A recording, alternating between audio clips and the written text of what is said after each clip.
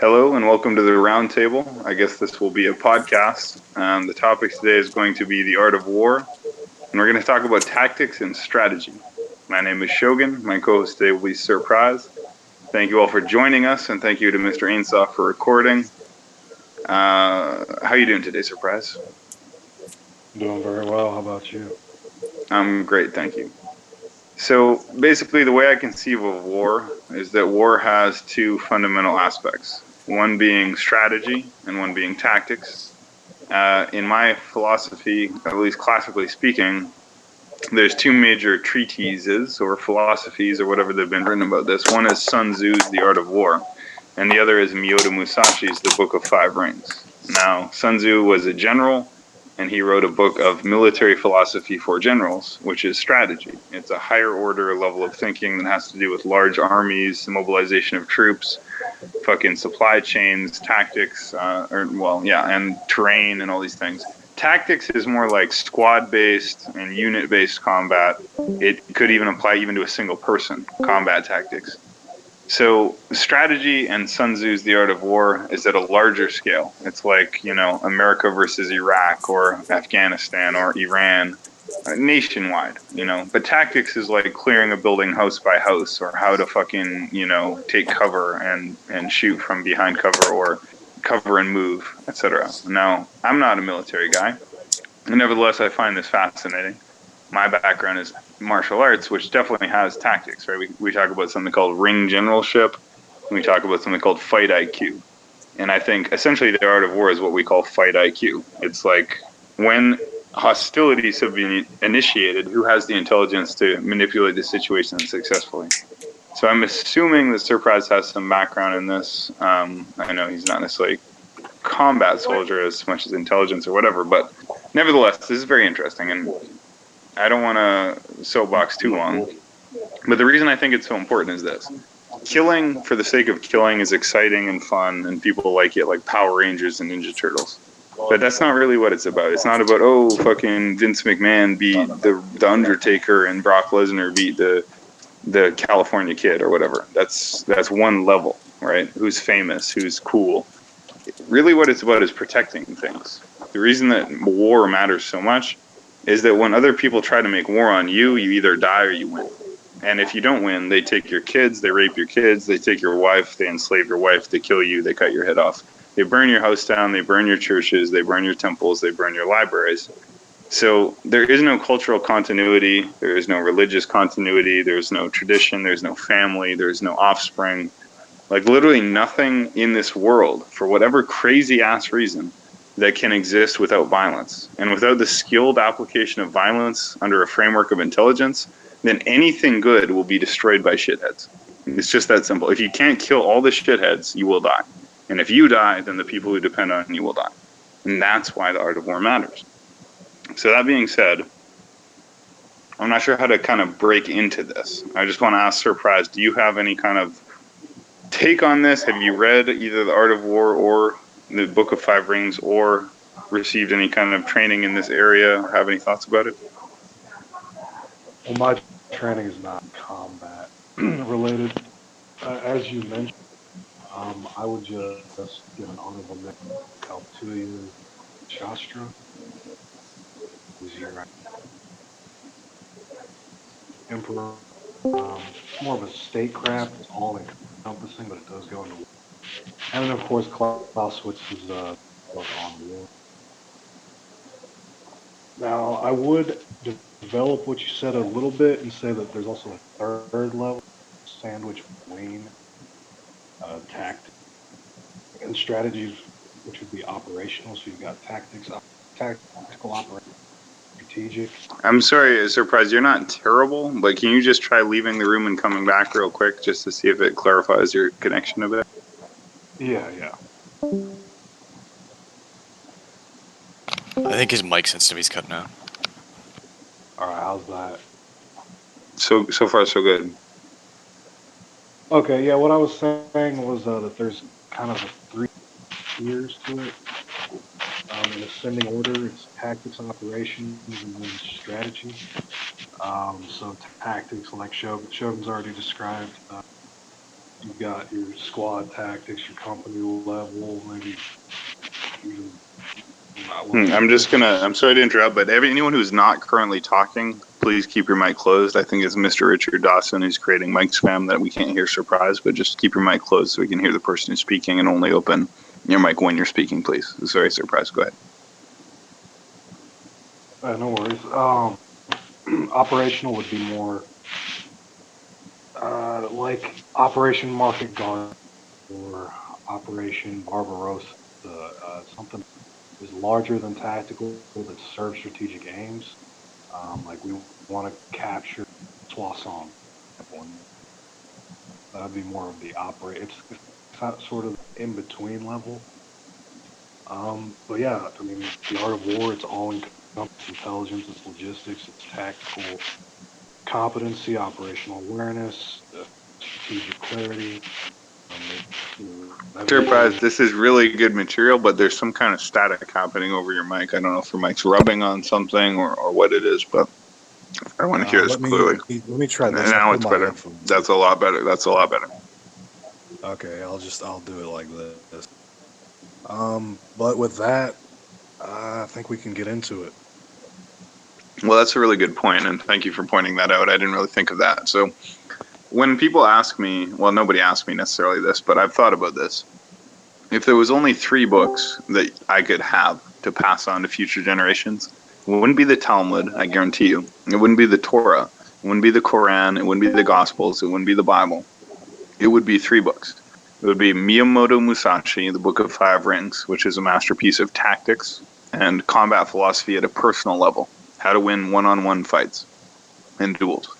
Then you'd have Sun Tzu's The Art of War, which is how to wage war at a strategic level of like nations and armies. And then you have Lao Tse, the Tao Te Ching. And this is like more subtle. We're not going to talk about that necessarily here. It does apply to martial combat, but it's too subtle to get into. Now, I don't know a book of operations, but what Surprise said is very true, right? So tactics would be, I'm going to breach this building and sweep it room by room, looking for hostages and killing terrorists. Well, that's a tactical operation. If you say, I'm going to take over China and invade mainland China, establish a beachhead, penetrate to the interior, fight a counterinsurgency war in Shenzhen province and Wugang province, and seize the oil fields in Lengmeng or whatever, right? I'm just making these terms up. Then that would be strategy. But what he's saying is operation. So it'd be like, okay, well, we're going to seize a beachhead in this particular country, like Operation D-Day, Operation, Normandy, that would be an operation. So that's a very good point. There's really 3 levels. Now, tactics begins on the one-on-one combat level. Operations would be a series of squad-based missions, and strategy would be a nation-state or military-level endeavor. But the thing is, each of these overlaps with philosophy, right? It's a crazy thing, but when you think hard enough about how to kill people, you actually learn how to live. You actually learn how to deal with people, how to carry yourself with integrity. So, I mean, there's even levels to this, right? So let me bring Sir Shattuck into this, right? Like, you've done, what, one-on-one? Melee or melee? I don't know why I can never remember this. Is it melee or melee combat? This is a question for Sir Shattuck. I don't know if you're at the mic. Apparently he's not. He does medieval recreation. It's melee. It's melee, right? So if you're doing melee combat, right, you would be fighting either swordsmanship, like a duel, like a one-on-one duel, like Miyamoto Musashi did. Now, I kind of want to talk about Miyamoto Musashi. They call him the Sword Saint of Japan. He killed 63 people, something over 60, in one-on-one katana duels. And the number 2 best sword fighter of all time killed less than 30. So less than half as many as him. So he was by far the greatest unarmed or armed combat melee fighter of all time. And he wrote the Book of 5 Rings, which was all about how to win fights and stuff. And it's stuff you wouldn't necessarily think. Like, it's all psyops. So, for example, every time Miyamoto Musashi would challenge someone to a duel, he would show up like 20 or 30 minutes late or more, like an hour late, 2 hours late. So he'd challenge someone to a duel, at high noon in a certain spot. Then he'd show up like 2, 3, 4 hours late. So by the time that he showed up, his opponent would be so agitated and so irritated and so unhappy and so feeling so disrespected that he would then fight poorly. So you see that like every military operation is a psychological operation, and every psychological operation is in some sense military. You see what I'm saying? So we can say we're going to fight at noon, but who says we actually have to fight at noon? And then you can say, well, there's some kind of rule of law that says you have to fight with only one sword, but Miyamoto Musashi fought with 2 swords. Like, there's a statement that says all's fair in love and war, which isn't really true. Because, in fact, things can be unfair in love and in war. But when the stakes are life and death, people don't necessarily respect this. So I'm just kind of freeballing here because there's so many aspects to this, right? Because what's the difference between terrorism and combat? What's the difference between a uniformed soldier and an ununiformed insurgent? What's the difference between a war crime and an act of war? Was nuclear bombing Hiroshima a war crime, or was it an act of war? Like, we're just going to kind of break into this and talk about this. Like, but the number one thing I want to say is the fundamental validity of violence. Like, violence is fundamentally valid. How do you know this? Well, what happens if you are the father of a household? You have one wife and 2 children, a son and a daughter. Your son and your daughter are sleeping in their bedrooms. Your wife is sleeping. Someone breaks in. You hear the door break open. You are the only man in the house. You have a baseball bat beside your bed. You grab that baseball bat. Now, what do? Do you run to the front door and go, hey, who's the fuck in there? And you run. Well, maybe he has a pistol. And as soon as you shout, who's the fuck there, he shoots you and you're dead. And then it's game over. Your kids and your family die. Alternatively, how about this? You go to your bedroom door, okay? So your bedroom door opens inward. That's just the way the door frame works. So what you do is you position yourself on the right side of the door frame with your back to the door and the baseball bat grasped firmly in both hands, and you remain silent. You gesture at your family to be silent. You do the finger to the lips. It's a tactical signal. Don't make a sound. You wait until the person sneaks in, thinking they're sneaking in. Then you hit them in the back of the head. Now, you have a positional advantage here because your back is to the wall. They can't see you, but you can see them. When they enter the room with their pistol pointed forward, looking for a target, you're already behind their line of sight. You strike them cleanly at the base of the skull. You don't strike them in the shoulder. You don't strike them in the back. You don't strike them in the mid-back or any other point. You strike them in the base of the skull. If you strike them strongly enough in the base of the skull with a baseball bat, they'll be rendered unconscious. You can remove the pistol and you will have saved your family. Now, if you do anything differently than this, so let's say you run straight to engage him too quickly, he sees you, he shoots you, you die. Let's say you position yourself in the wrong way so that you're in his line of fire, you die. Let's say you reveal your position by making a noise, etc., you die. So it's all about the tactical use of your skills, your weapons, right? And you don't even need a baseball bat. Even if he had a pistol and you had no weapon whatsoever, you could actually jump on someone from behind, put him in a rear naked choke, and even if he had a pistol, you could put him in a rear naked choke and choke him unconscious and he would have no way to turn that pistol around on you because you attacked him from behind. So the point of this is twofold. One is why do you fight, and 2 is how do you fight. The why do you fight is clear. It's to protect the people you love, right? If you're not protecting the people you love, then war is just a matter of taking your resources and this or that. The reason I think this is worth doing an event upon is because ultimately, and people will deny this, everything of value in life depends on killing. It's an unfortunate fact, but people will say, oh, well, killing is evil, violence is bad. Shush.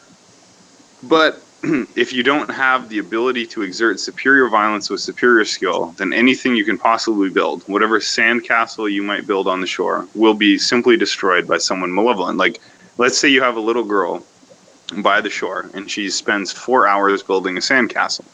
And then the shore is coming up, and some little boy walks by, and he just says, hey, I want to kick that sandcastle over. He kicks it over. Well, in this case, nothing has been actually hurt, but imagine that sandcastle was filled with real human beings. Who's going to save that sandcastle full of human beings? Like the actual children that will be crushed. Like, so as Jimi Hendrix said, castle's made of sand, chop it down with the edge of my hand. Perfectly said. Exactly. Chop it down with the edge of your hand. That's the judo chop, the quote unquote judo chop. Isn't that fake? Isn't judo chop not a thing? It's just like a joke. It's a complete joke because judo is a pure grappling art with no strikes whatsoever. So the whole concept of a judo chop is like, it's backwards. There is no judo chop. Nevertheless, castles made of sand fade into the sea eventually. That's the Jimi Hendrix song. Well, yeah, they do. So the Chinese Empire succumbed to Genghis Khan. Why? Because Genghis Khan's art of war was superior.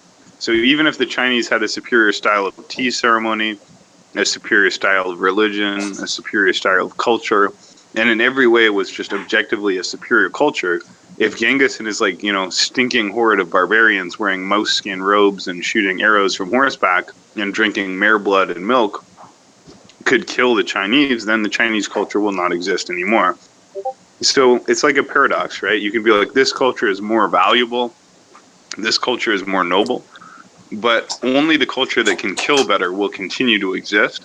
So first you have to establish a better system of killing, and then you can establish a better culture.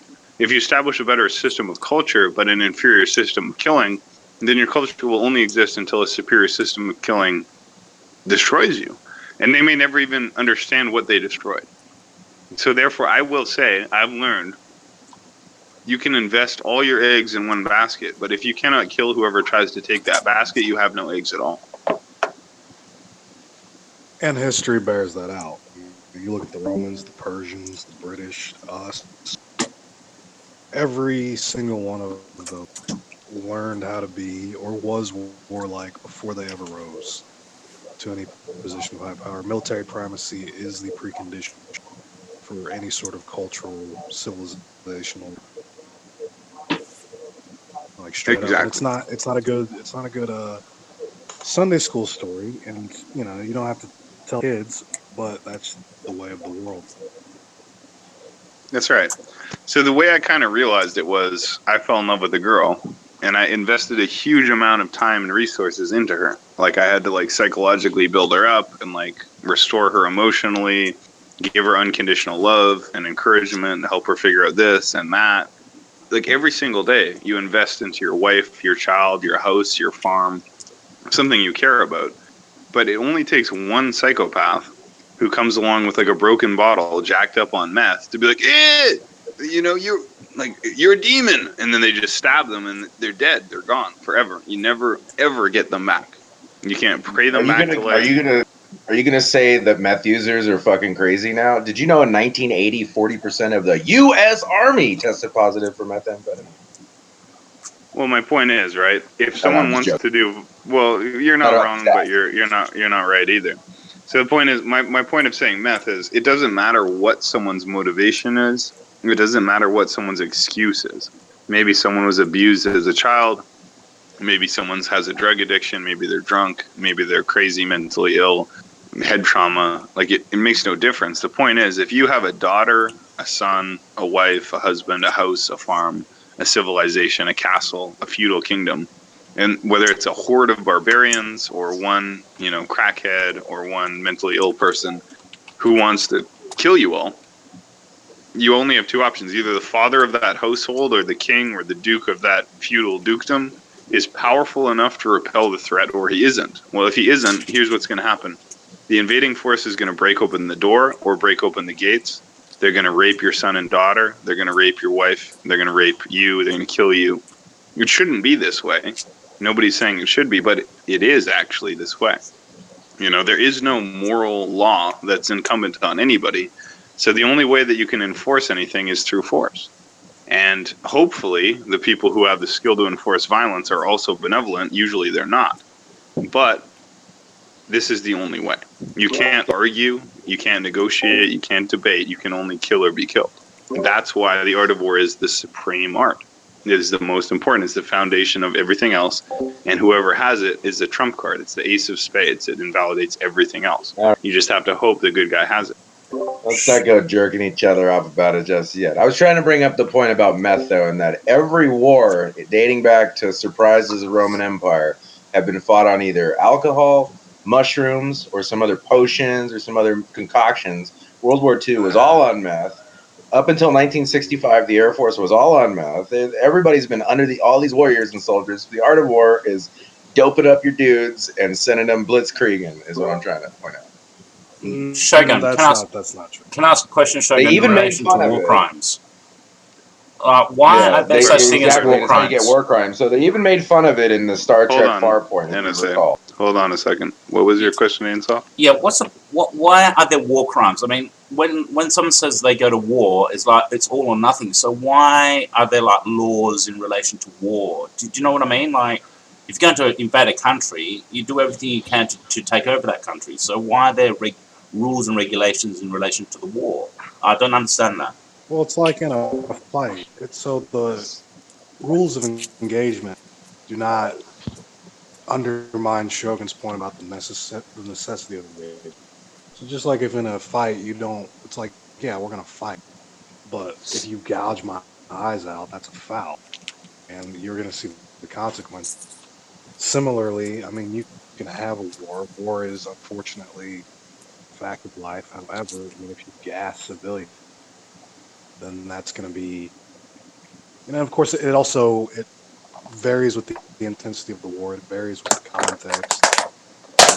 Probably what we did with Dresden was a war crime, but guess what? We won. So they went on trial. We didn't. So it is there. Unfortunately, it is also outside of just blatant heinous shit like the Holocaust. It's a lot of gray area. There's more gray than probably black and white when it comes to something that literally the aim is to kill people. And then once you get into, okay, what's the most ethical way to kill people? Who are you allowed to kill? Very slippery slope. And we try to work that out, which I think is a credit to humanity. We try to draw some lines, but you're already on the slope. I mean, you've already left off the edge at that point. Yeah, so there are rules to engagement then that supposedly both warring parties had to adhere to. Well, not necessarily. The thing is this. Honor, okay, so a warrior is somebody who kills. Like, if you look up the definition of warrior, it's determined as either a soldier or a fighter. So there's only two classes of people who are qualified to actually call themselves warriors. And I actually get quite triggered when people claim this title for themselves who don't deserve it. But a warrior can only either be a soldier, meaning a sailor, a Marine Corps, Air Force, Army, Navy SEAL, gun carrying, military operative. That would be one kind of warrior. And the other kind is a fighter, which would then be like a mixed martial artist, a UFC fighter, a kickboxer. Either of these classes of people can be called a warrior. They are bellators, okay? Fighters, like warriors. That's a warrior. Now, honor is the code of conduct that regulates war and warriors. So a noble warrior or an honorable warrior is one who follows a code of conduct. Now, a warrior will always fight with honor until he can't or until his opponent doesn't. So I'll give you an example. If I'm in a bar and a guy grabs my girlfriend's ass, just grabs it, he's upset. It's now incumbent on me honorably to fight this man. But so then I can square off and fight him and punch him or kick him, grapple him, throw him. I can do any number of things. But what I can't do is like take a bottle, break it, and like stab him in the neck. So basically, what you'd be calling this would be unvalidated or unjustified escalation. It's like you escalated too far. Like we were already going to fight. Like you could have broken my nose. You could have given me a black eye. You could have given me a concussion. You could have knocked me out. I might even have died. But to just go straight to breaking a bottle and stabbing me in the throat when we weren't really there, like we were thinking that we were just going to have this fight and one of us was going to get fucked up, but we're both going to go home. The best example of this is the sucker punch. Like, what is a sucker punch? Well, a sucker punch is you go up to someone, you're like, oh, hey, buddy, can I borrow a cigarette? Bow! And you punch him in the side of the head. That's called a sucker punch. So you didn't square off. You didn't say, hey, buddy, let's go outside. Let's fight. That would be honorable. If you say, hey, buddy, can I borrow a cigarette? Sucker punch, that's dishonorable. Now, it's not that you can never do anything dishonorable. Sometimes you might have to. But it has to be necessary, it has to be unavoidable, and it has to be initiated by the other person, essentially. So if somebody comes at me with a knife in a back alley and I didn't do anything to them, there is no war crimes in that situation, right? Because this person has already shown themselves to be completely beyond any kind of moral sanity. So basically, all a war crime means is meeting someone on the level they propose to you, right? So here's an example. In Discord, me and you can disagree, and then we can debate. And I'll say point A, and you'll say point B. I'll say point C, you say point D.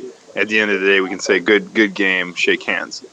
If you then say, hey, point A, I say point B, you say point C, I say, well, I don't know what to say to point C, I don't know point D, so I'm going to dox you, reveal your face, raid your server, make false reports, circulate CP on your server, and get it taken down. Like, that would be the equivalent of a war crime. It's like, you shot at my people, I shot at your people, you nuked my hospitals. It's like, wait, what? Like, that escalation just jumped like 10 steps. That's essentially all a war crime is. It's like escalating an excessive amount for an insufficient reason. But at the end of the day, if somebody jumps on my wife or my daughter, yeah, I'll rip his throat out with my teeth if I have to, right? I'll stab him in the eyes if I have to. I'll rip his testicles off if I have to. But the question is, do you have to, or can you defeat him in a more honorable way, right? So essentially, the strategy of military and the ethics of military and the law of military is determined very simply: minimum necessary force. Anything that exceeds minimum necessary force is essentially a war crime, and it is dishonorable.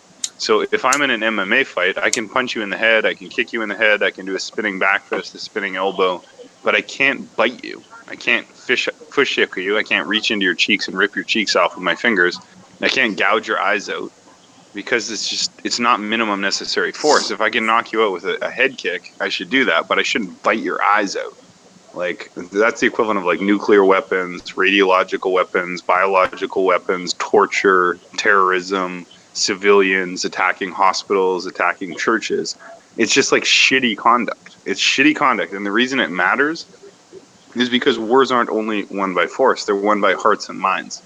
So if you win a quote-unquote conflict, but you alienate the entire population, the international community, the legal community, and the group of people, you're not winning. In order to win, you have to be the good guy. The bad guy cannot win, right? Because if the bad guy wins, then everybody loses. So in order to successfully launch any military campaign, you have to be capable of positioning yourself as the good guy.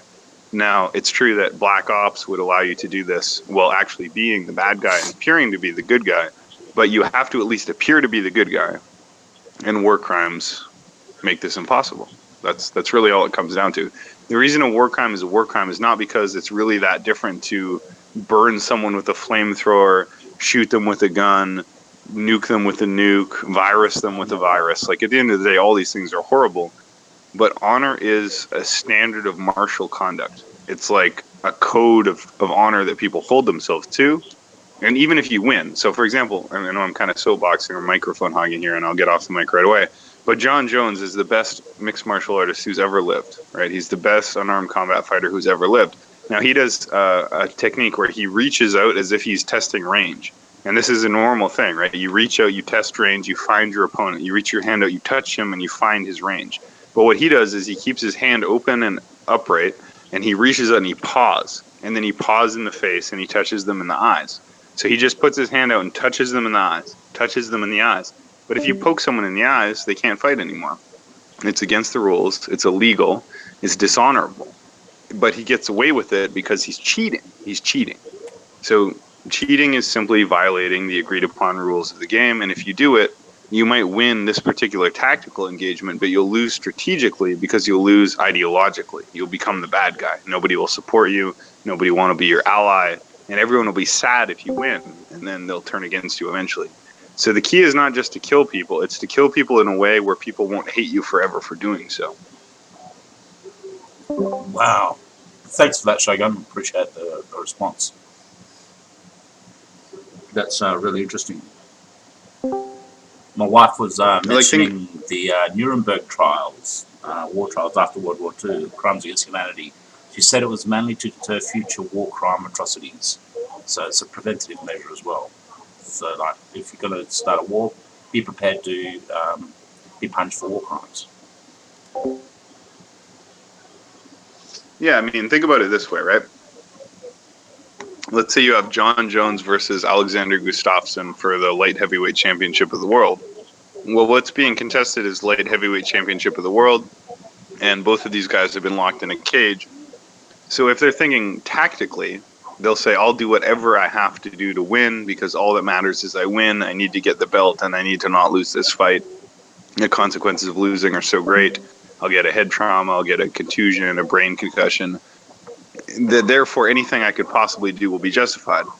But let's say that then in the fight you bite your opponent. Well, this happened on TV. Everybody saw you. It's all on record. They'll circulate that. You'll be disgraced. You'll be disqualified. Your victory will be commuted to a no contest or an actual forfeit. So whatever tactical gain you gain by using viral combat or gas attacks or terrorism, suicide bombers, child soldiers, attacking hospitals, you might get a tactical victory, but strategically you're ultimately going to lose because you're going to become the bad guy. Look at Hitler, right? What happened when he invaded Poland or whatever? He did so against international law. I mean, Surprise is probably going to correct me. I'm saying like the wrong country or some shit, but he basically violated international law. He went through, what was it, Belgium, Brussels? I might even be mixing up World War I and World War II. Well, I mean, he did eventually go through Belgium, but yeah, I think it was Czechoslovakia, Poland, and then Norway, and then basically France. I mean, the attacks on the Low Countries were a bit of a fail. So my point is, he may have tactically been able to say, well, you know, Belgium or Czechoslovakia is undefended, and my soldiers are capable of moving through it unrestrained, and nothing they can bring to bear will stop us, and laws are just words on pages, and rules are just on paper. But my tanks are real, and what we do is real. So I can just ignore the law, but then what happens? You do that, and then the international community says, holy shit, Germany just like marched through 3 neutral countries and broke all our international laws. So even if we're neutral about which country wins or loses, we don't really care. We don't really want to allow the rules of the game to change in a way that will allow this to happen, because this will be very destabilizing. So it's like for UFC fighters, they're willing to fucking annihilate each other, like mash each other to pieces. But trust me, I'm a fighter, right? I'm willing to get in there and get knocked out or concussed or, you know, kicked in the head. But I don't want you to reach your fingers into my mouth, hook your index and middle finger inside my cheek, and then rip my cheek off my face and expose all the teeth on my face. That's ghoulish. It's ghastly. It's just like evil. And it's like, we can fight and you can punch me 10 times in the head and give me a head concussion. But I don't want you to reach your thumbs and stick them in my eyes and blind me for the rest of my life so I can never see again. And the thing is, you might win a fight by doing that, but then everyone else is going to say, holy shit, that guy did that. We need to kill him now so he doesn't do that to anybody else. So there's an ethical dimension and a strategic dimension to honor. One is that if you dishonor yourself, then people will have like an incentive to kill you. And that's why even in war, there are conduct standards. Like, even though war is hellish, we do set limits on it. And it's right that we do that. It really is. Yeah, I mean, just contrast Germany in 1939 to 45 versus the, when was it, 1866 when they fought the Austrians? I mean, Bismarck specifically instructed not to humiliate the Austrians. I mean, they could have marched into Vienna and dictated terms, gave them light terms after, I believe it was Königgrätz was the battle. Because he knew later down the line we're going to need Austria as an ally. And, you know, to this day, they're pretty... I mean, a lot's happened, so you can't really draw a straight line between now and then. But contrast that to, like, say, the Nazis and their stunning brutality. And they lost half their country because Germans east of the Oder were ethnic cleansed. So when you bring up the strategic thing, it's also, I like that you did that, because it's not just out of the goodness of your soul. It's that if you do that, if you violate the rules of law, or laws of war rather, so blatantly, you better hope you win. I mean, you better hope you win, or you are fucked, royally fucked. Well, Exactly. And you can go ahead. so that's like how like open war works. But what about when we're talking about covert war?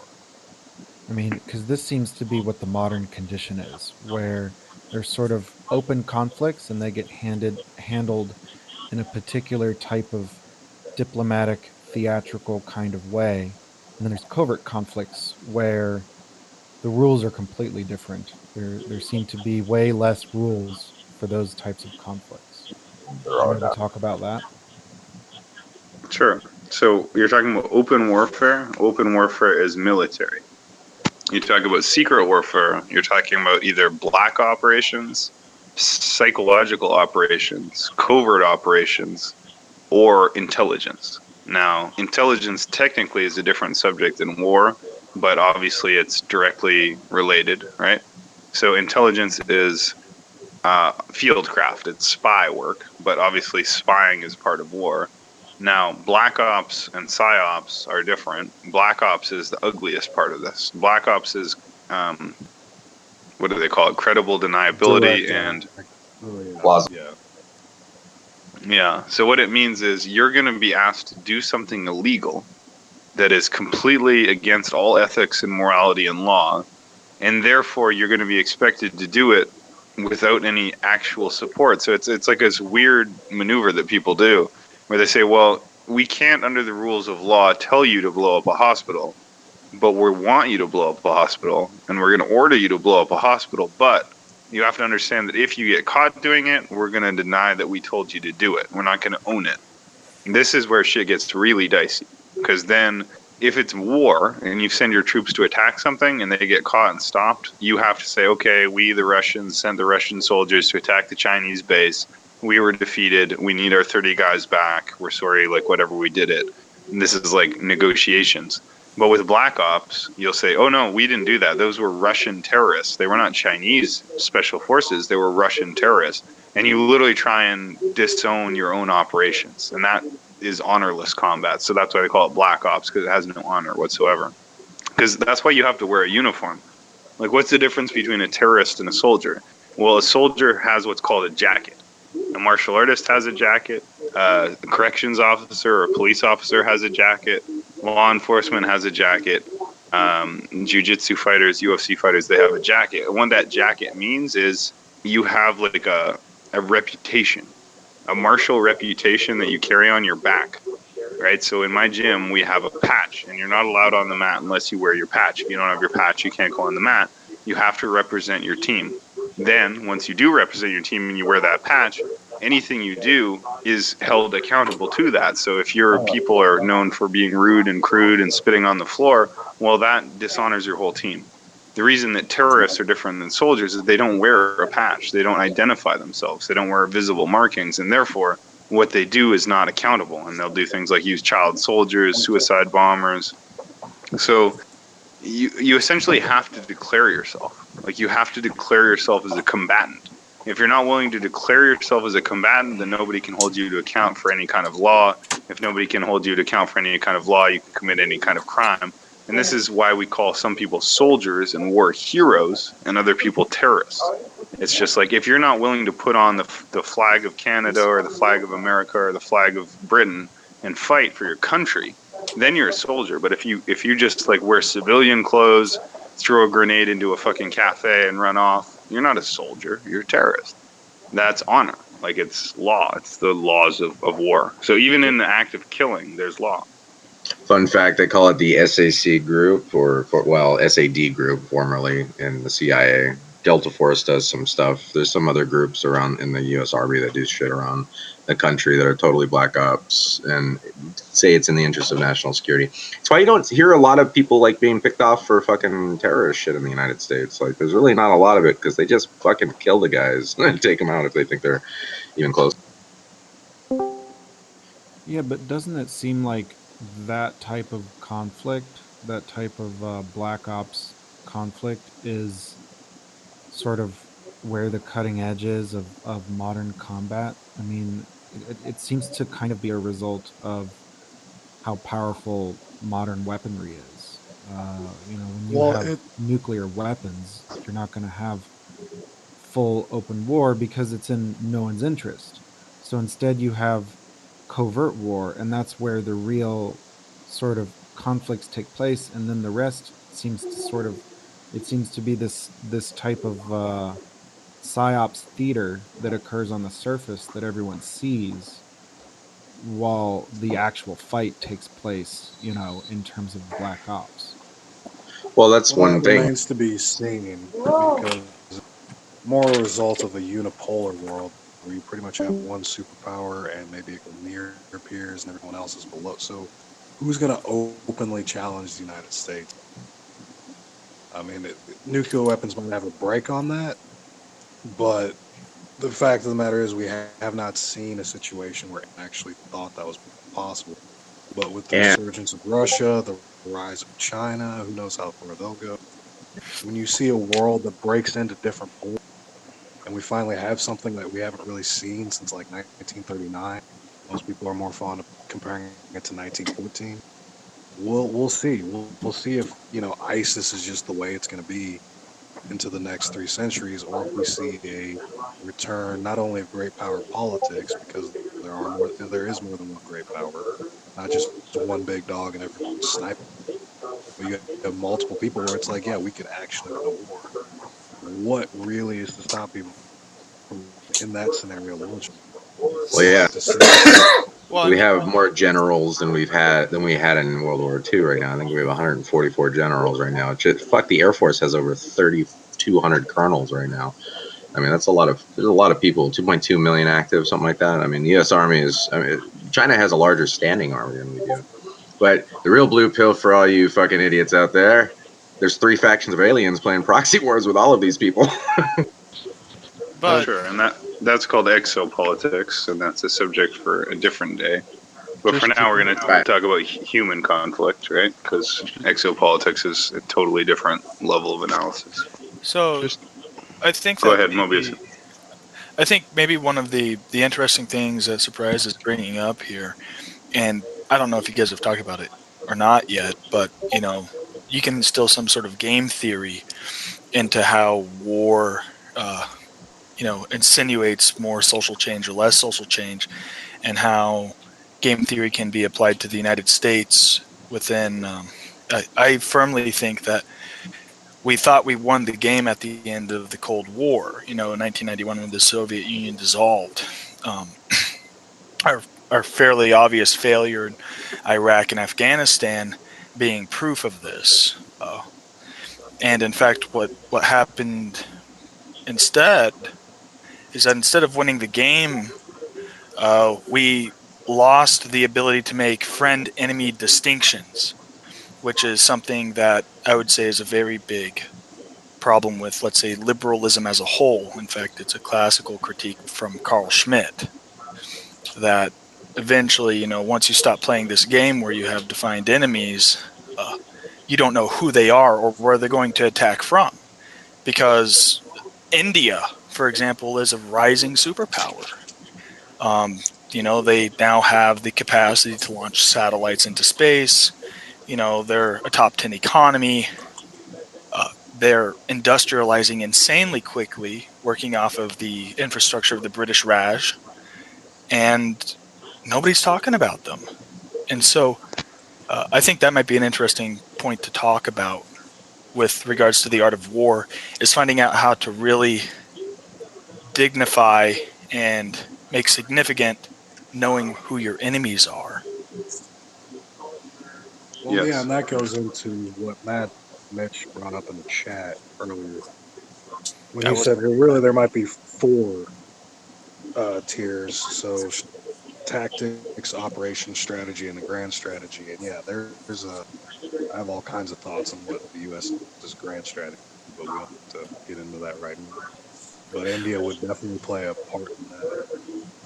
well. I think that we're still working on Kissinger's conception of interdependence theory, like of interdependent economic theory, and then oh gosh, what was the other one?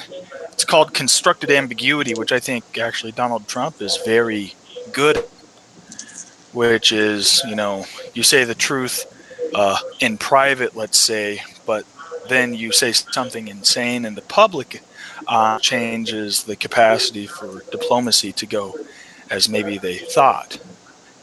This happened classically with Kissinger in the 1970s, when they signed what happened is that Bashar al-Assad's father wanted to create a United Arab Federation, and that huh?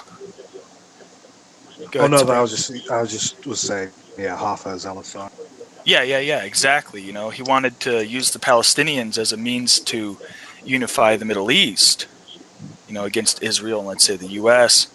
And Kissinger went in and lied to Assad to his face and had Assad, Syria, and Egypt sign two separate treaties. And he set it up in such a way that if Assad denied the treaty that he didn't know he was going to sign, that would have, you know, that condemned the Palestinians essentially, he'd be seen as an exile. And so, you know, the private bodyguard of Assad said, you know, a quote, the light went out of his eyes, and all that's left was a rampant hatred for the West. And, you know, it's from that area that we saw the creation of things like suicide bombers and the modern Middle East. Yep, I've seen the. I think I've seen the same documentary you have. Yeah, Of course, you didn't see it in hypernormalization, Adam Curtis. Yes, hell fucking yes.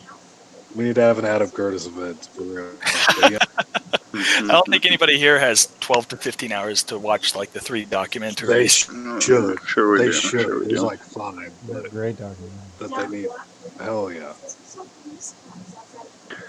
I mean, there's so many aspects to war, right? You can start with the basic element of unarmed combat, which is what I specialize in. How does one unarmed man kill another unarmed man in unarmed combat? But then it changes if you add dimensions. So the UFC, I love it because it's the perfect embodiment of one-on-one unarmed combat. But as soon as one person has a weapon, it completely changes. So MMA is the appropriate way to fight someone who doesn't have a weapon. But if someone has a weapon and you don't, you need Krav Maga. Krav Maga teaches you how to fight against a pistol, a bat, or a knife when you don't have such a thing.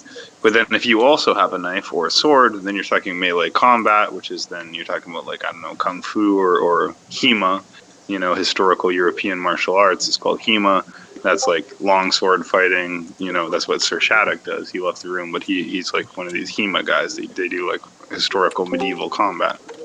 Now, once you add tactical weapons, then you're talking about operations. You're talking about like paintball or airsoft or actual live fire simunition or actual live fire combat operators. Like, and you can have team combat. Like, there's just so many levels, right? You can have 1-on-1, 1v2, 2v2, 2v1, one with weapon, one against weapon. Like, it's never ending. Like, and you got drone warfare. And then you get into nowadays, you got automated warfare, robotic warfare, AI warfare, unmanned aerial vehicles, nuclear weapons, post-nuclear weapons, hypersonic nuclear cruise missiles. Putin now has this device that can go, the Avangard? I think it's called the Avangard. Anyways, it moves 34 times the speed of sound.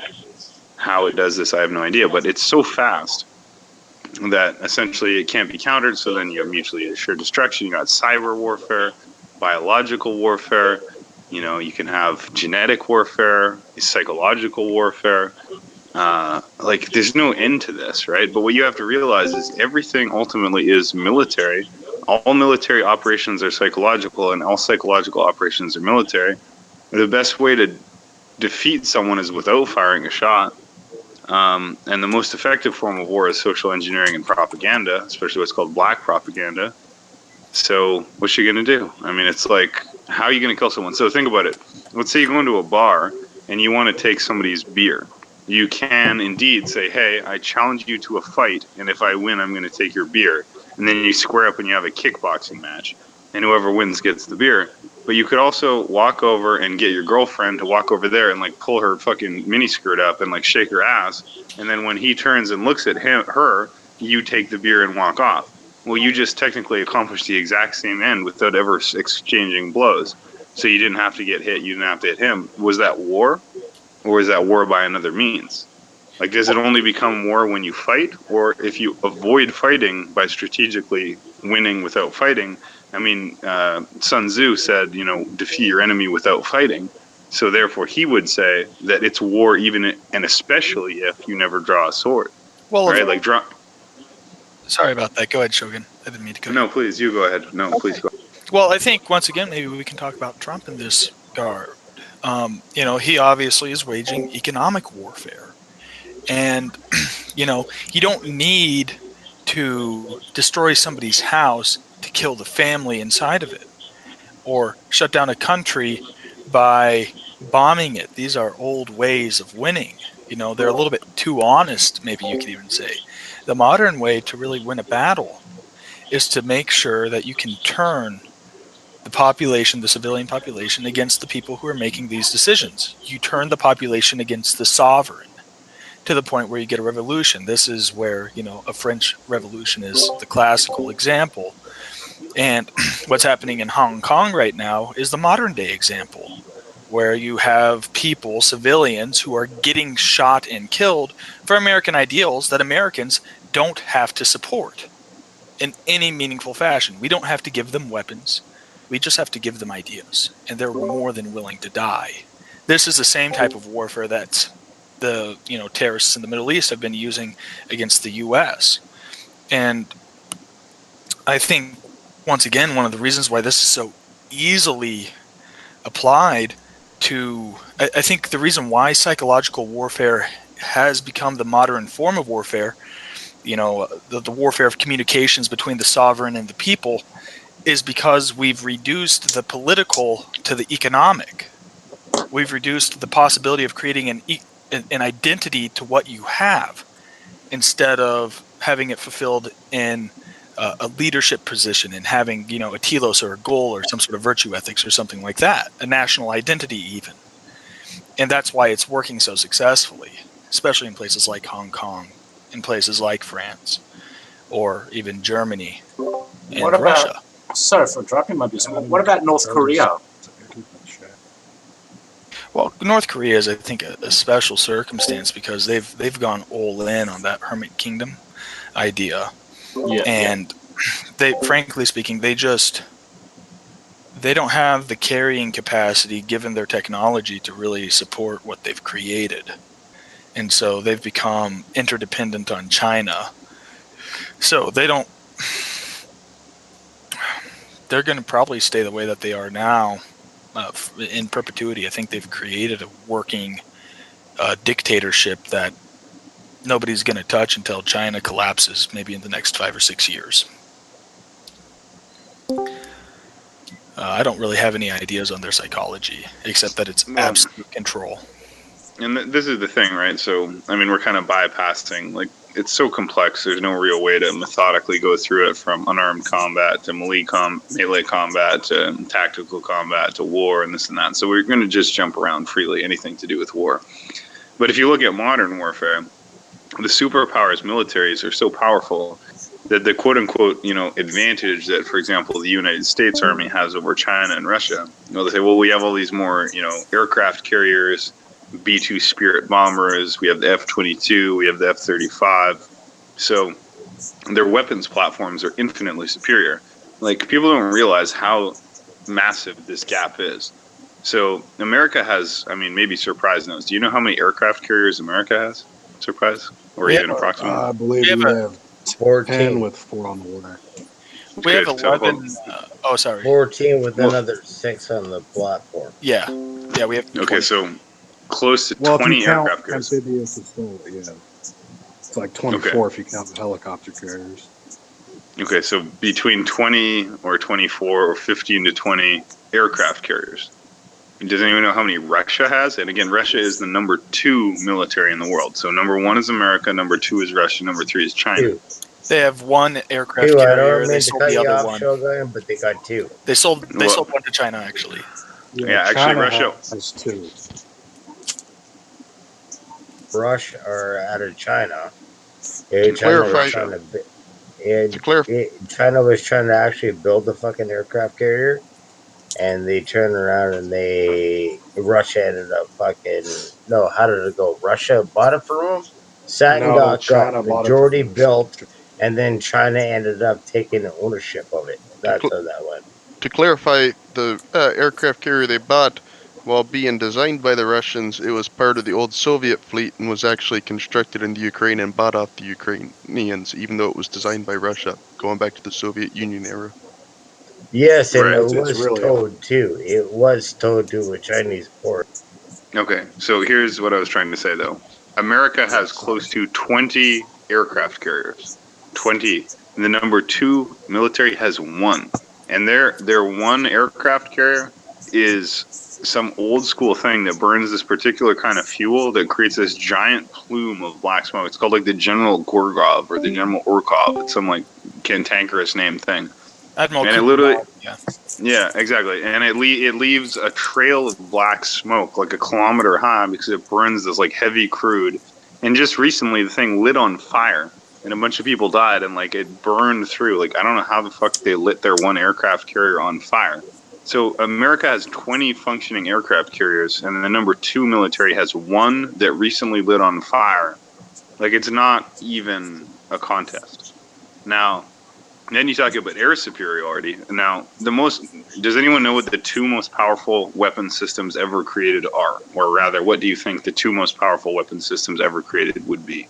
Just hypothetical. It's not a test. I'm just curious what people would say. I'd say radar. I'd say Hellfire missile. I'd say and radar I'd has say- the ability to control stuff from long range and detect The stuff from F-35 long and range. Star B-2. Wars.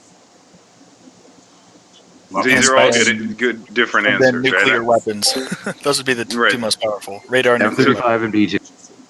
So these are all good answers. So some of the answers was the F-35. It's the most sophisticated aerial weapons platform ever invented. It cost $1.5 trillion. The most expensive weapon system ever invented was the F-35. Total cost of about 1.5 trillion with a T dollars for the F-35. The F-22 has essentially never been defeated. In simulations, a single F-22 can kill almost like an indefinite number of other planes because its superiority, it's basically invincible. Like it's just so superior. The F-22 has had aerial superiority for over a decade. The B-2, the Spirit Bomber, is the single most expensive and powerful weapons platform unit by unit. And a B-2 is invisible. It carries enough nuclear ordnance to basically destroy the world because it could initiate a global thermonuclear war.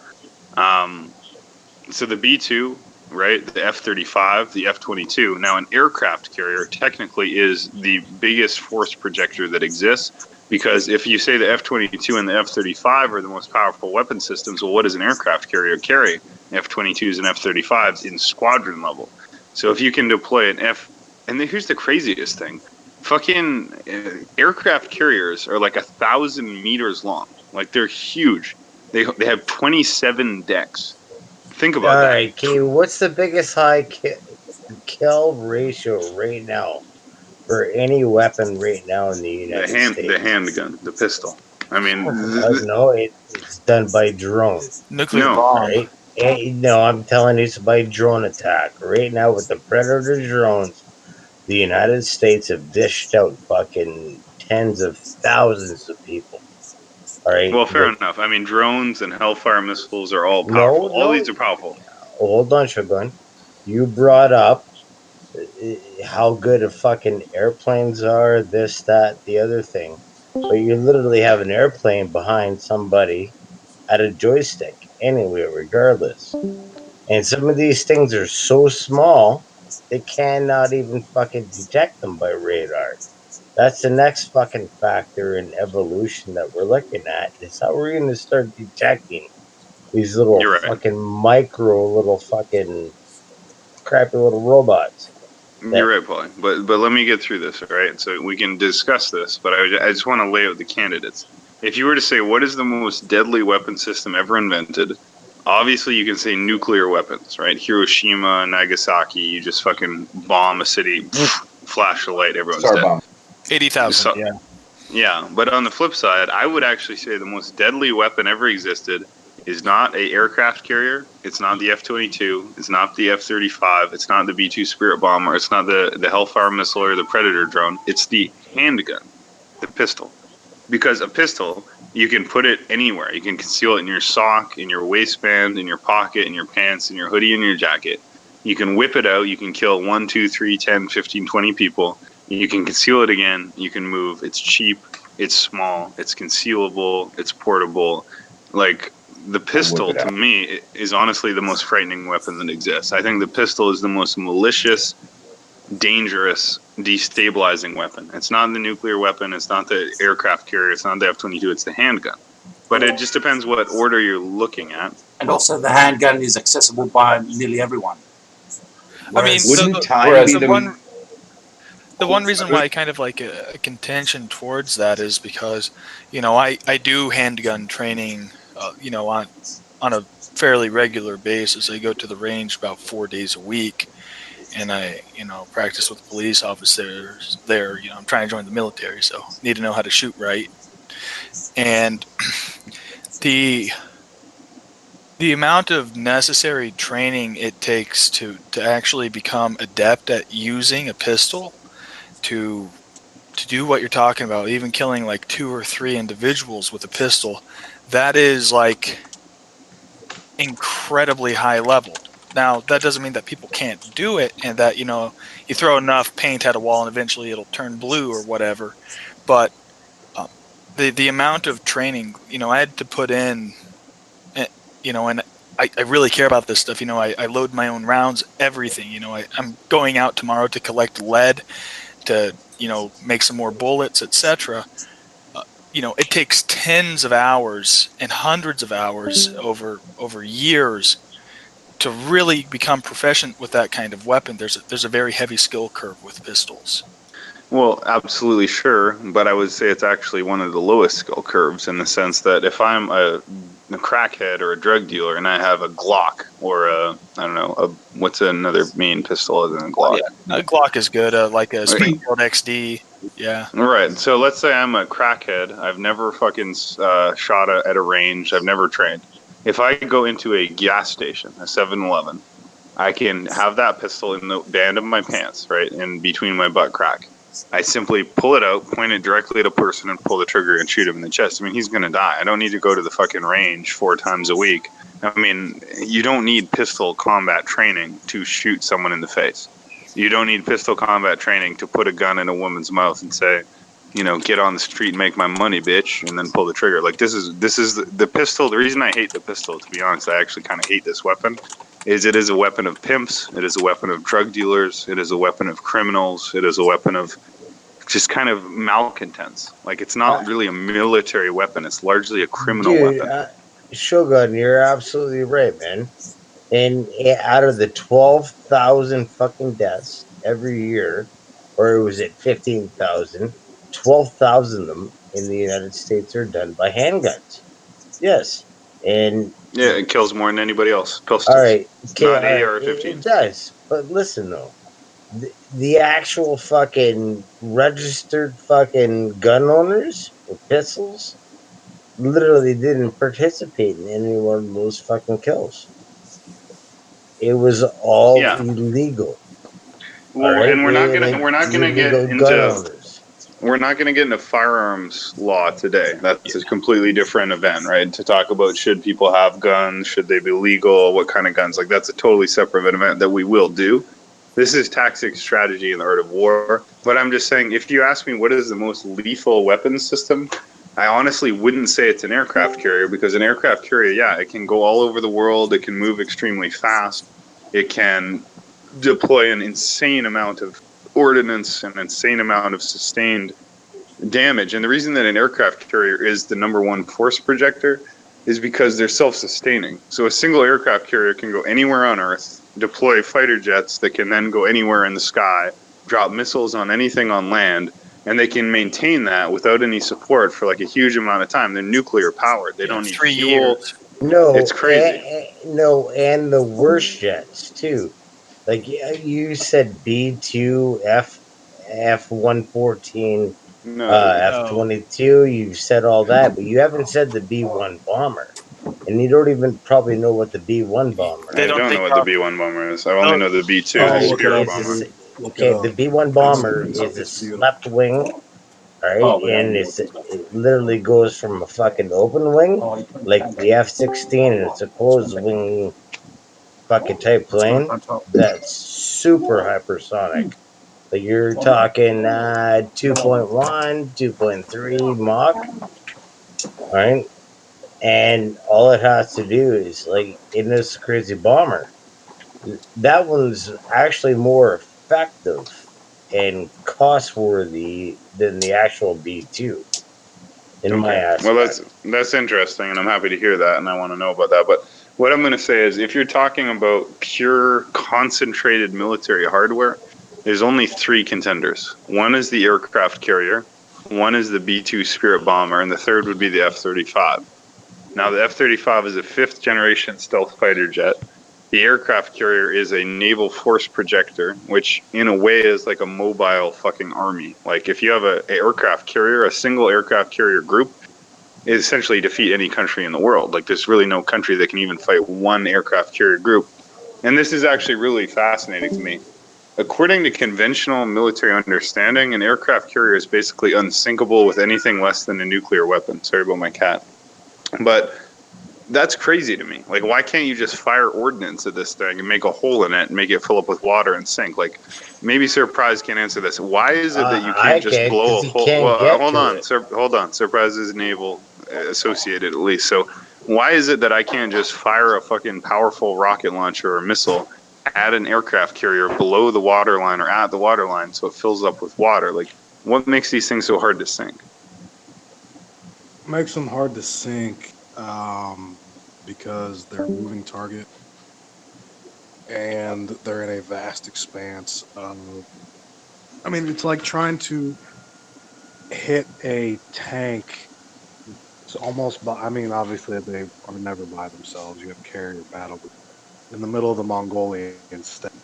You got to plot. Okay, where, and you're trying to do it from Astrakhan, for instance, on the Caspian Coast Sea. So it's from thousands of miles. So it's like, okay, well, where is this? Where is it going to be?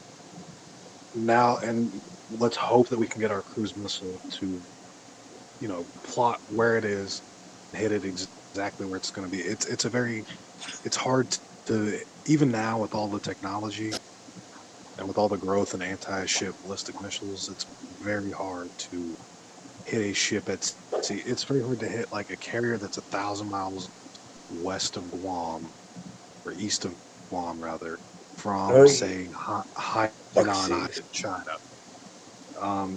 So they're not. If you hit them, you can sink them. But the thing is, you're not going to get close enough because I mean they're the definition of air support, air cover. You're going to have destroyers, cruisers, attack submarines, screening the formation.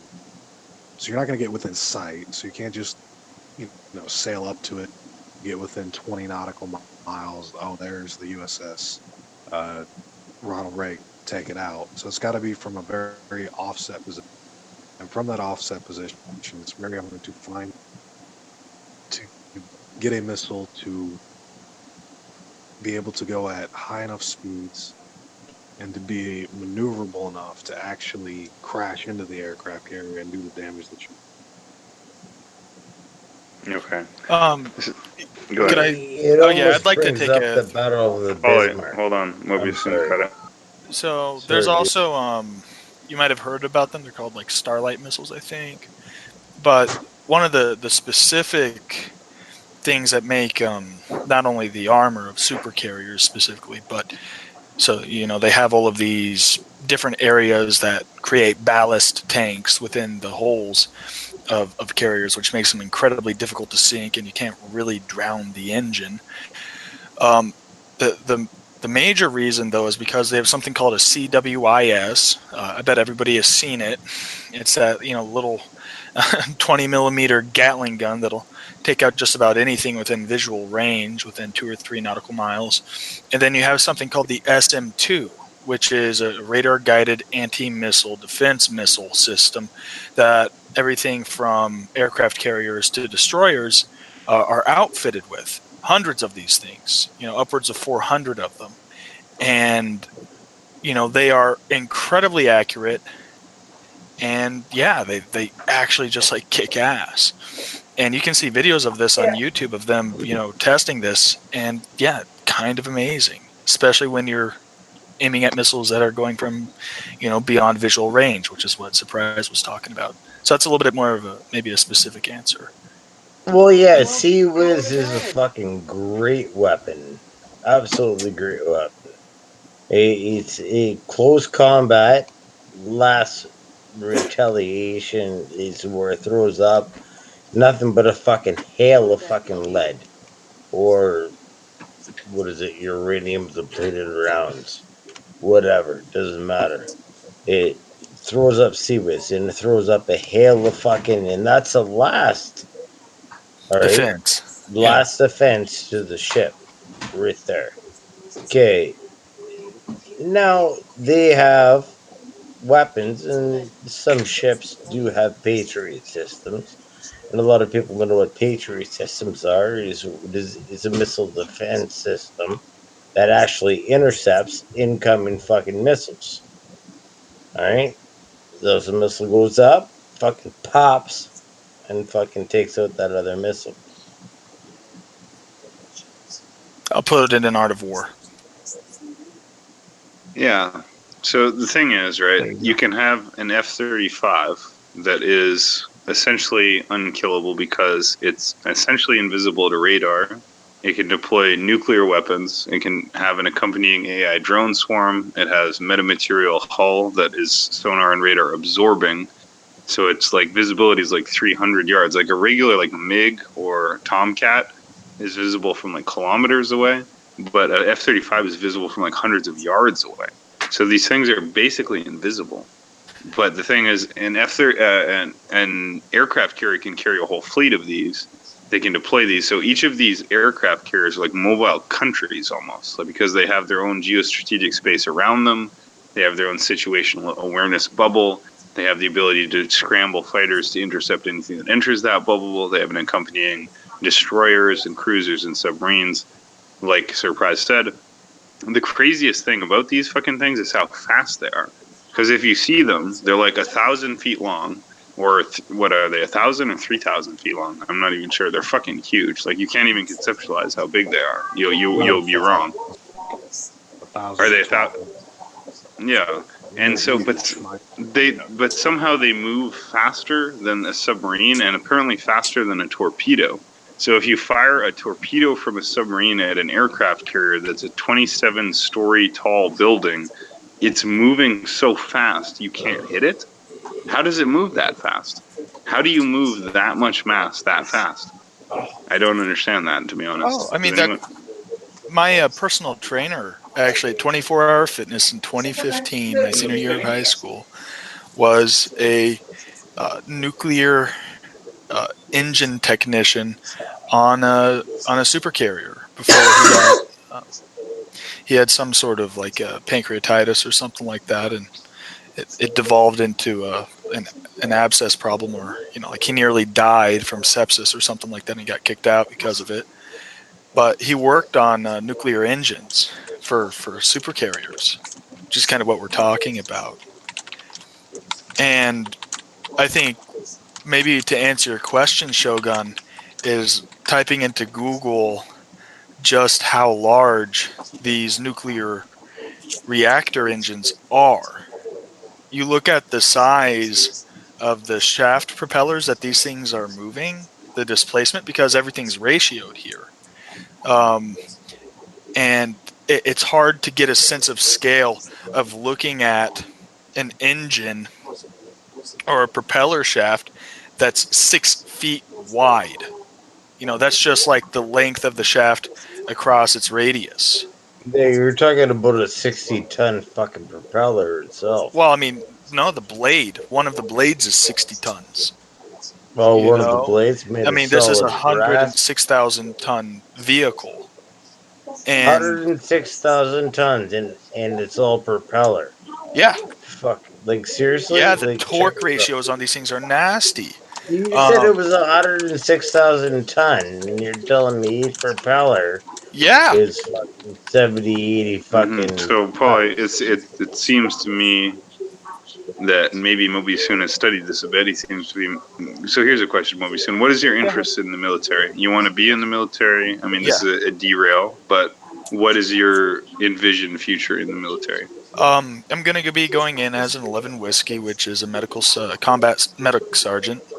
After 2 years, I'd like to get upgraded into it's called 11 X-ray, which would be Special Forces combat medic. which would be detached with Green Berets, you know, other special forces groups like SOG. Yeah, I'd be thrown around after that. I'd like to go green to gold or go in as an officer, hopefully, regardless. You know, if I can't go enlisted, then fine. But that's kind of my goal personally. I've met a lot of people in the Badass. military, however. What did you say, Surprise? Sorry. I just said that's badass. If you want to go for SOG, like hell yeah. Oh yeah, I fucking like Doug Set your sights Letourneau on. is. Yeah, I like. So how old are you, Mobius? Soon, if I can ask. I'm gonna be turning 24 in February 14th, so 18 days. So And then do I've you have a had timeline for when you would take the training or the selection? May 27th. Test. That's You my Oh, know what you 2020. should do, yeah. my Test. friend? Test. You should do Test. sub training. Test. I don't No, know if thank you're you. over 6 feet, but Yeah, yeah, no, you don't should do. do Take it sub from me. training because Sub. that's going to give you a qualification that's going to fucking help you out in the long run. I'm telling you. I He's have going a in the army. All right, my little brother was on the HMCS. You ready? go I'm ahead. going to fucking almost dox myself. HMCS Protector.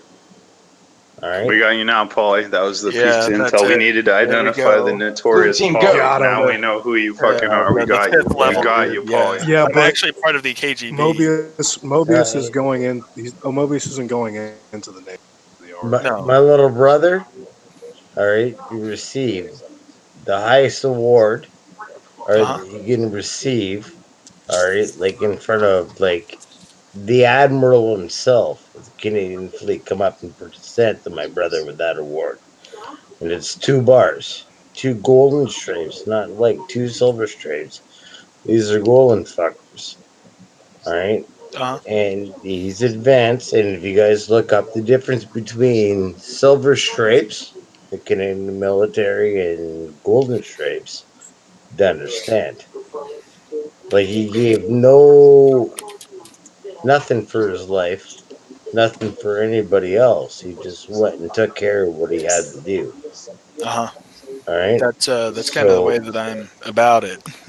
all right. So when the Mm. HMCS Protector pulled out of Japan, it lit on fire. Nice. The operating room lit on fire. My brother smelled smoke walking down the fucking hallway. All right. And he run to the engine room and put everything out, but literally the first fucking person he had seen goes on the alarm. I'm on my way. All right. By the time they showed up, saved that shit from burning the first time. Second time that ship pulled Paulie, out of port. No, I'm a little second. confused about what the point of this story is. It seems like a little bit of a derail. Is there a point to this? Like, what are you talking? What are you trying to Well, say? absolutely. Art of war. Make sure your ship's fucking ship shape. Make sure your ship is not on fire. Step one. There you go. That'd be the And first, if you first stop thing art of war. and then If reward the your people ship is who on fire, put it out. not That's ideal. Well, yeah, not no, good. Mobius. That's awesome because I joined All in right. So the 2020, so second it's like time that it's never happened. No, too. be quiet, Paulie, please. Okay, So, well, hold on. Let me finish my no, I story. was talking to Mobius about his special forces plans, and then you started talking about your brother and his ship being on fire, but that wasn't connected Special enough to. forces and CIA.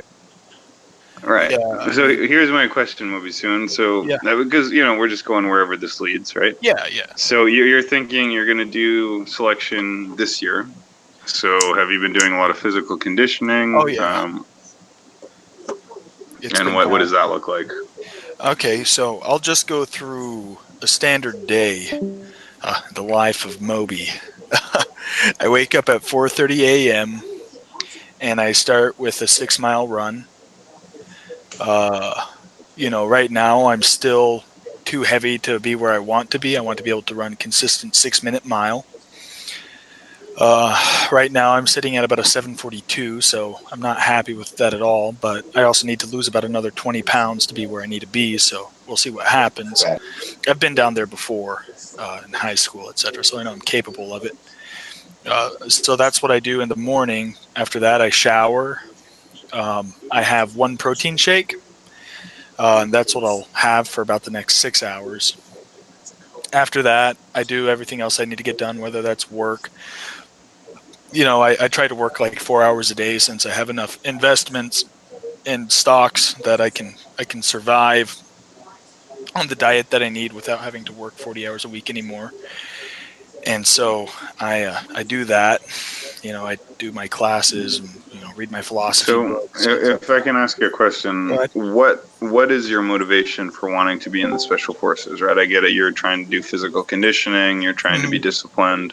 But why is this what you want? Why do you want to be an operator? Well, first of all, I think it's naturally aspiring to. There's almost like there's a heroic romance to it. That's kind of like part of it. That's what initially got me into it, when I was like back in middle school. But as I got older, what it was is there's a book that I'm reading right now. It's called Outlaw Platoon, and it's about a platoon up in Afghanistan. And it starts off with this, 15-page passage about watching a little Afghan girl get her foot blown off and bleed out in your arms. And that level of trauma in dichotomy with maybe the love that you have for the brotherhood and the camaraderie, I think, it gives you several lifetimes worth of experience. And it's one of the few places where you can have a real black and white perception on some very core values that seem to have been devalued. Things like trust, care, compassion, being objective with your compassion. That is the ability to sacrifice properly. And these noble perceptions is what SF is all about. And you do it quietly. It's humble. You sign a contract saying, I'm not going to tell anybody, even the people I love most, what I've done for the next 20 years or until I die. And I'll carry on. And that's the type of person I want to be. And so I'm going to do it. Well, and I'm not. This is. Go ahead, NSA. I've met those guys. You're gonna have to do a lot of things. You're never gonna fucking look down.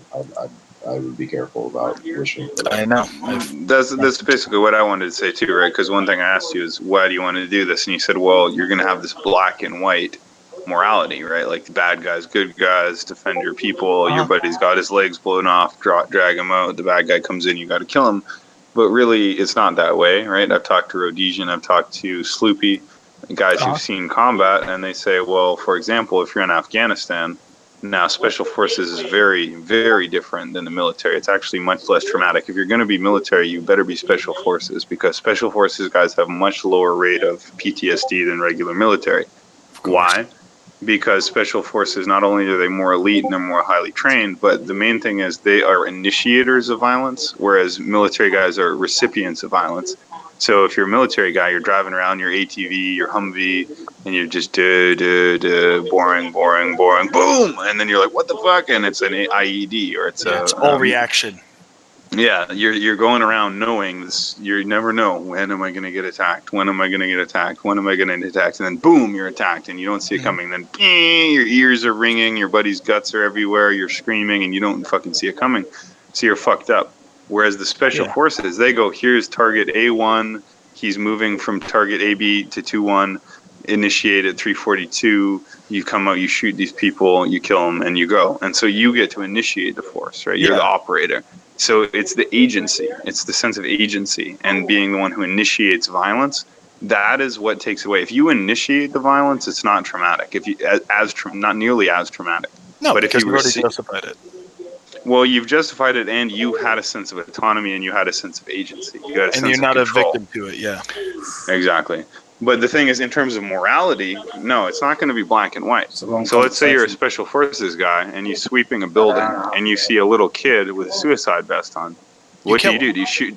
Well, yeah, you shoot him in the head before he detonates his suicide vest, because if the child detonates his suicide vest, he kills you and your friends. So you have to kill the child, but is that morally black and white?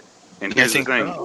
Why, well, is it though? Because why were you in Afghanistan? You were born in Idaho or Ohio or fucking Toronto or Texas. Why are you in Saudi Arabia? Why are you in Afghanistan? Why are you in Iraq?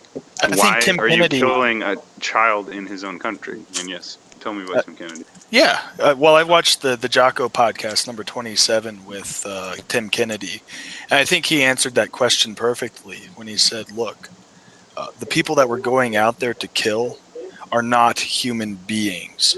They are monsters that put suicide vests on children and make me shoot them so I can save my men." That's But the why thing I'm over is, there. As soon as I lose my ability to rationally understand that that is evil, then I have no ground to stand on, and I put up my gun.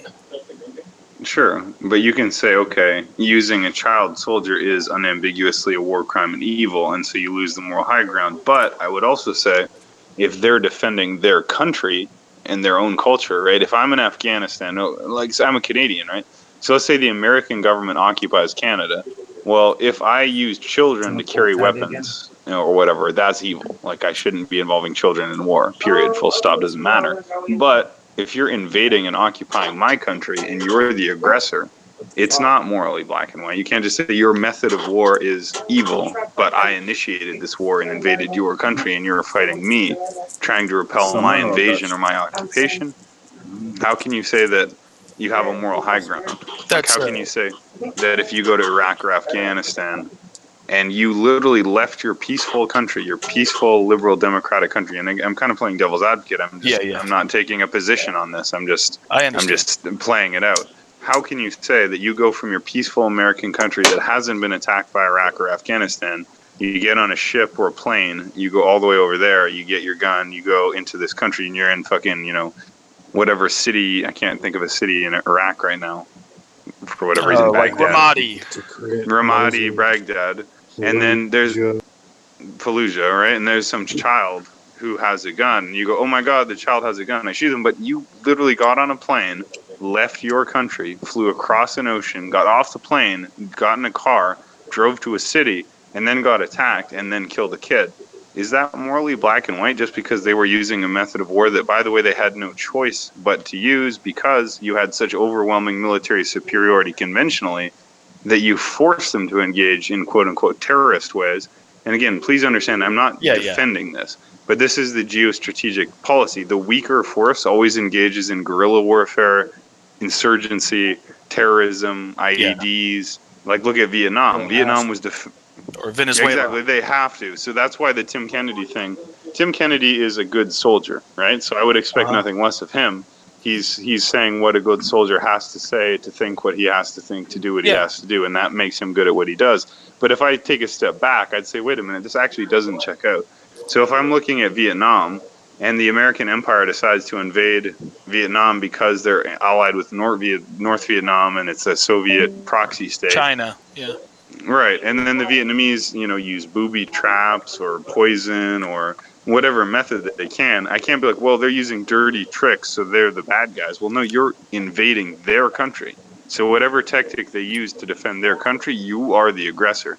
And the number one rule of law, in my opinion, is who's the aggressor, who's the defender.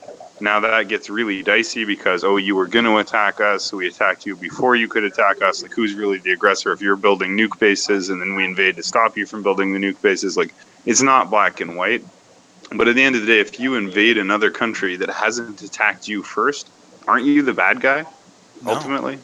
I don't think so at all. I think because I know exactly where that comes from. That's the Christian justification for war. The Christian justification for war essentially dictates also the separation between terrorism and justified war. That's the classical use. And generally speaking, a justified war is a war in self-defense. The problem with that is, I think at the end of the day, and maybe quite a few people here would agree with me, is that you have to there has to be a point where you say, okay, the moral and ethical values of other cultures become less valuable and become immoral in consideration to modernity or to the West, to the modern superpower. And this is where new justifications for war and terrorism came from. This is why the IRA is no longer considered a terrorist threat. It's because it's been formally recognized by the UN. That's just the most recent example of a terrorist organization being justified or legitimized. But at the end of the day, any monopolar power or even a bipolar power, like a hegemony of some sort, going to war with each other for geopolitical dominance has to have the strength and be willing to bear the burden of saying, no, your culture is backwards and wrong. And we need to instill or justify, we need to instill some level of morality or control in this area. Otherwise, I was just listening to to another Jocko podcast, like it's 5 hours long. It's about that platoon, outlaw platoon, where the Afghan guard, he's seen the Russians come in and fuck up his country and leave. He saw the U.S. come in and left, etc. He's been watching people rape his country for 30 years, and the guy walks up to the troops, gives them a casual nod, sits on the side of the street, and then shits on the ground, and then wipes his ass with his left hand and takes along on his day. It isn't to say that they're lesser people or anything like that. Everybody has the capacity to be good individuals. But just because you're born in a culture that's immoral by its own value system doesn't mean that you're innocent of the consequences or you're free of people trying to change it for the better, which is what I think at least the United States was trying to do in the Middle East, or what most of the soldiers thought they were trying to do, including special Yeah, forces. and I would disagree with that to an Yeah. extent. Like I'm invincibly confident in the Western way of life. I'm known on this server to call people who don't speak English barbarians, and mean it. Like, it's not a meme. Yeah. But at the end of the day, I look at more of the John J. Mearsheimer Okay. school of thought, which is like you do what is in your country's interest. It's not if it's in your interest to change a culture, if their backwardness, which is why I think Afghanistan ultimately was a good idea. Iraq was not. Yeah. If it's in That's your why he's an interest, Afghan police guard. if exactly, I noticed that too. That was good. If it's in your interest and if their way of life is impinging on your interest or even your security, because I look at those, I'm not squeamish about it. Like sometimes your interests have nothing to do with the flag and the Constitution. It's just, yeah, this is some dirty shit we've got to do to maintain our way at the top. Oh yeah. But even if it's deeper than your interest, if it opposes, if it's a genocide and it's against your ideals, so like your interests are not even at the forefront anymore, then by all means. But if it's just, yeah, they're different from us and we don't like them and we fought a war against them, what was it, 10 years ago, 12 years ago when we invaded Iraq, 1991 to 2003, then Yeah. no, because that's a waste of blood and treasure.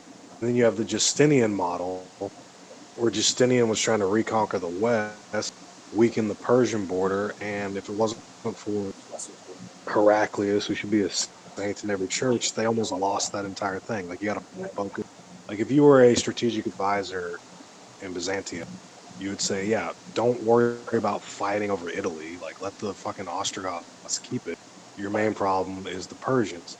Same thing Mhm. with this. If it's just a drain on your blood treasure, and your real thing is, yeah, you need to focus on the fucking Chinese. Like don't worry about Saddam. Then it doesn't matter how backward they are. Let them shit in the streets.